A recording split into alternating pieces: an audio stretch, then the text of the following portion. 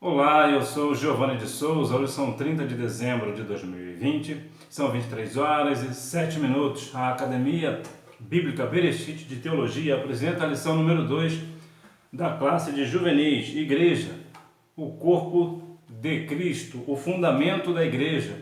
Jesus foi preparar um lugar para os cristãos? Será que Jesus foi preparar mesmo um lugar? E se ele foi preparar, por que ele preparou o lugar? Aqui eu vou deixar claro aqui se Cristo foi preparar ou não um lugar para nós. Eu também irei te trazer as respostas da hora da revisão, a hora do questionário, para que assim você possa conferir aí se o teu está corretamente. O fundamento da igreja. Ele é a pedra que foi rejeitada por vós, os edificadores, a qual foi posta por cabeça de esquina. Atos capítulo 4, versículo 11. Na Grécia existia uma questão quando alguém ia fazer uma construção, existia essa pedra de esquina. Essa pedra de esquina era geralmente a pedra que dava firmeza a toda a construção. Ela era um fundamento, era uma firmeza para que essa casa posteriormente não viesse cair, essa edificação.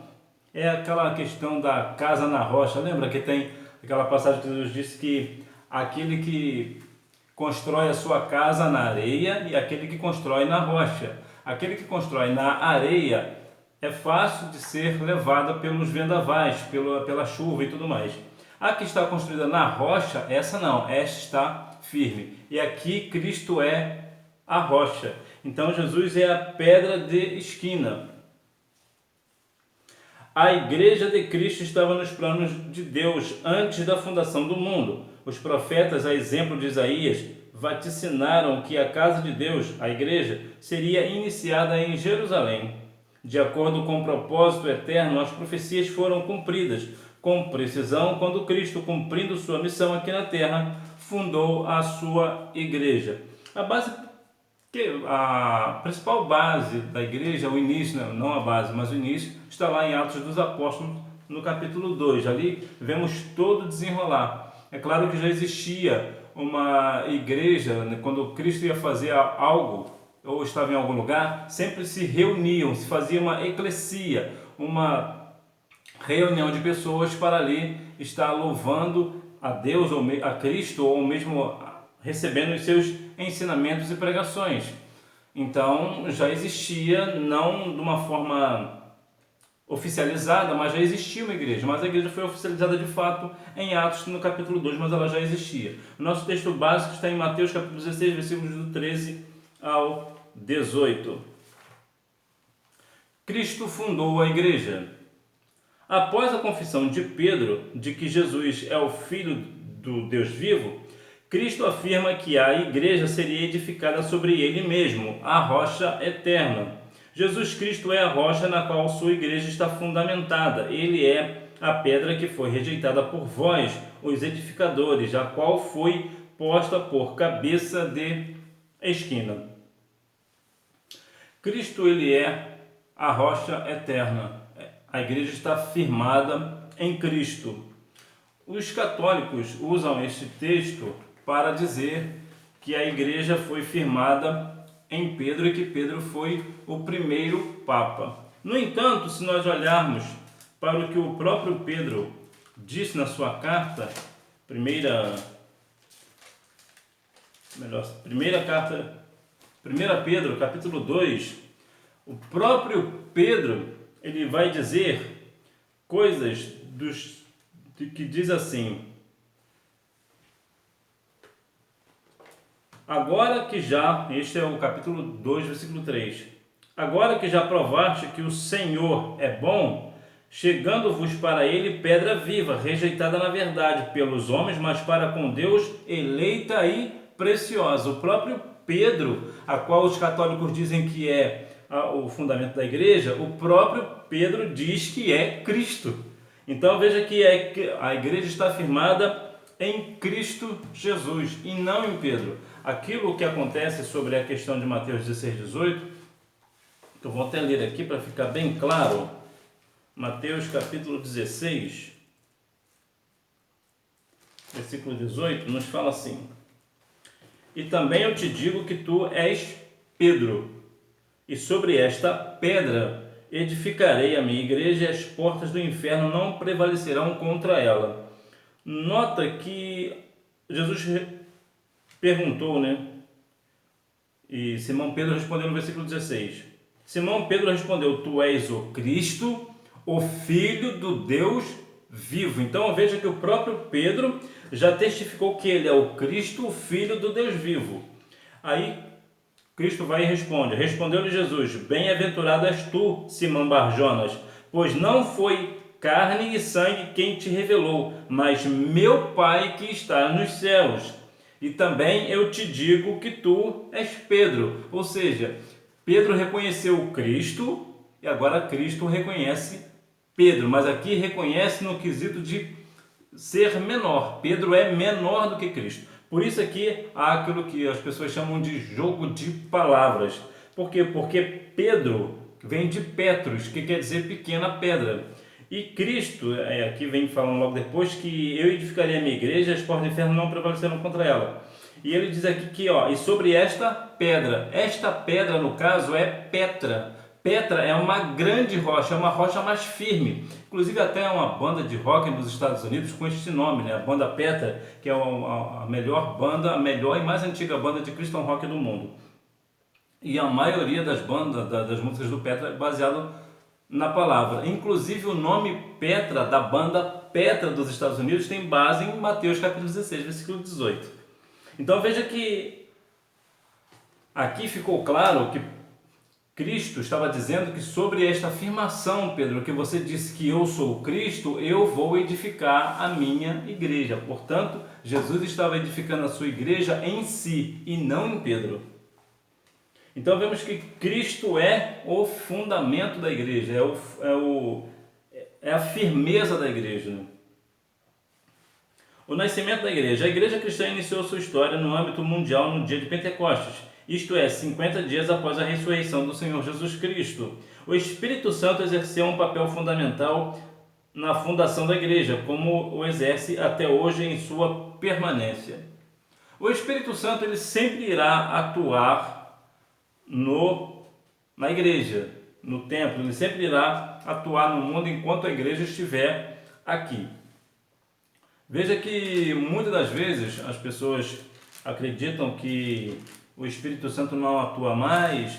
Bom, em algumas igrejas, de fato, ele não atua mais simplesmente pelo fato de que a igreja não abre as portas de fato para o Espírito agir. Porque o Espírito Santo, a igreja tem o seu fundamento em Cristo. Entretanto, o Espírito Santo que atua na igreja, ou melhor, o Espírito Santo também atua, não somente Cristo, mas também o Espírito Santo também atua na igreja. Então vemos que, independente do tempo, se antigamente, se hoje ou amanhã, o Espírito Santo sempre irá atuar na igreja. E ele atua de várias formas. As pessoas são batizadas com o Espírito Santo e com fogo. As pessoas são separadas para o obreiro pelo Espírito Santo. É pelo Espírito Santo que temos discernimento se algo é de Deus ou não. E assim sucessivamente, tantas outras coisas que o Espírito Santo tem a sua função na igreja.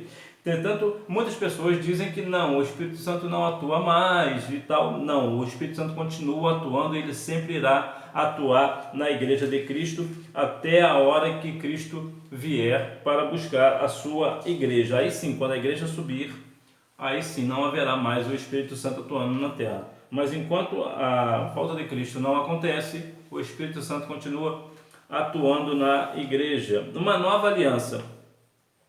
O Espírito Santo que Jesus enviara chegou no Pentecostes, sinalizando a nova aliança de Deus com o seu povo. O propósito desta é resgatar a humanidade do pecado e da morte através de seu Filho. A vinda do Espírito aos corações e mentes dos cristãos naquele dia de Pentecostes foi o sinal de Deus de que ele estava criando um novo povo em Cristo, que incluía não apenas os judeus, mas igualmente os gentios. A aliança, essa nova igreja de Cristo, ou a primeira igreja de Cristo, a igreja de Cristo, vamos assim dizer que é mais correto dizer, né? A igreja de Cristo. A Igreja de Cristo aqui, ela foi... Uma das questões da igreja é a questão de não fazer acepção de pessoas. Então aqui vemos que aqui incluía tanto judeu como gentios. Tudo no contexto direto é que todos nós, tanto homem quanto mulher, é de igual valor para Deus.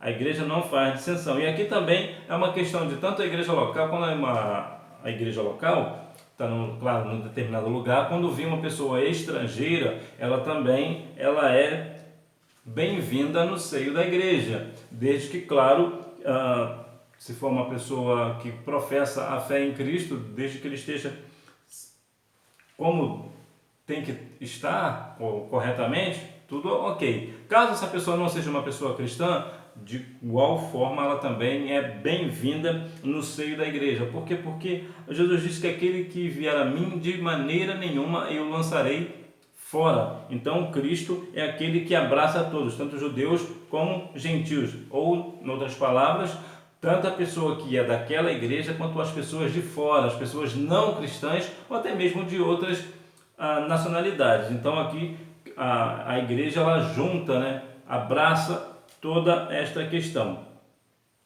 A promessa da volta do Senhor.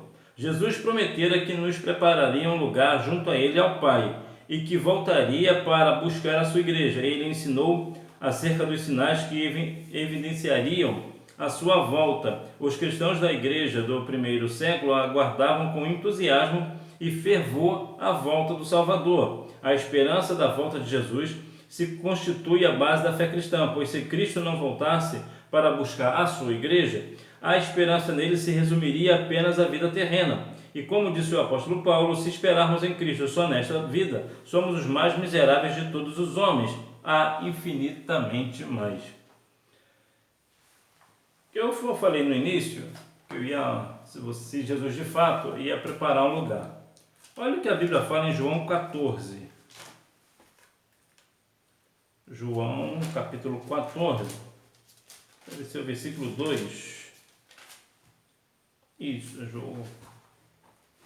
É o versículo 2. Antes, porém, observa que aqui as pessoas aguardavam com entusiasmo e fervor a volta do Salvador.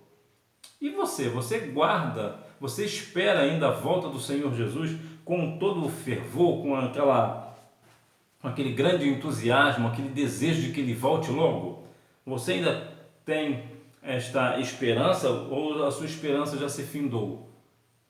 Você ainda crê que de fato o Senhor Jesus irá vir buscar a sua igreja ou você está desanimado quanto a isso?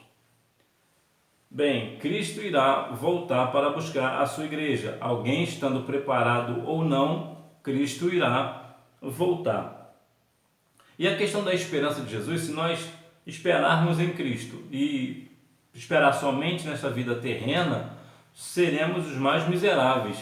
Por que seríamos? Por que nós iríamos seguir alguém que está somente ligado à terra e não em outro lugar? Seremos como os demais. A diferença é que as outras pessoas iriam, vamos dizer assim, curtir a vida, vamos assim dizer, e nós não. E o que nós ganharíamos com isso? Coisa nenhuma. Então, por essa razão, seríamos os mais miseráveis dos homens. Por quê? Porque estaríamos esperando Cristo somente nesta vida. Mas não, nós não estamos esperando Jesus somente nesta vida. Nós aguardamos Cristo aqui na vida, aqui na terra, as suas bênçãos, fazer a sua obra, mas sabemos e reconhecemos que há para nós um tesouro no céu, uma recompensa no céu, né, de morar com Ele nas mansões celestiais.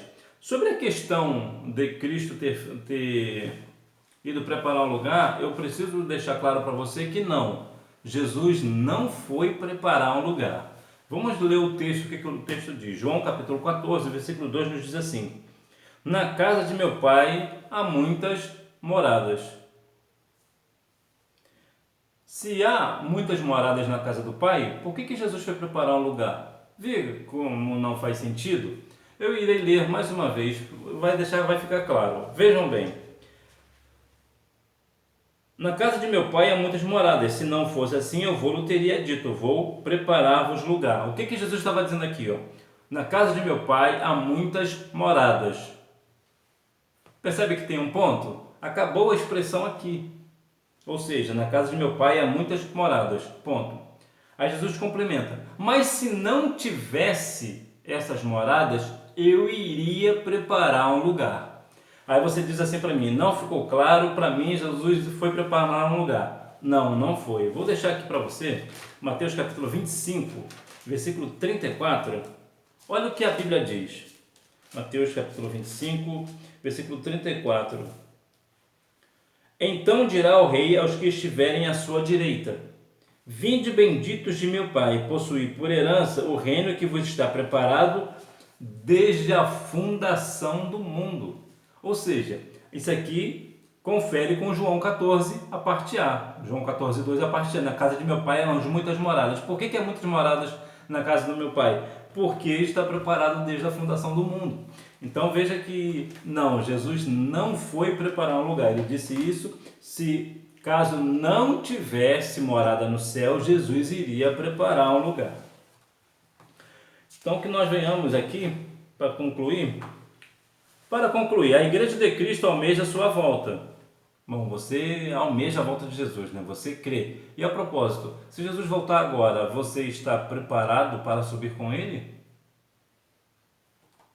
Isso é uma pergunta muito séria e importante que nós precisamos nos fazer todos os dias.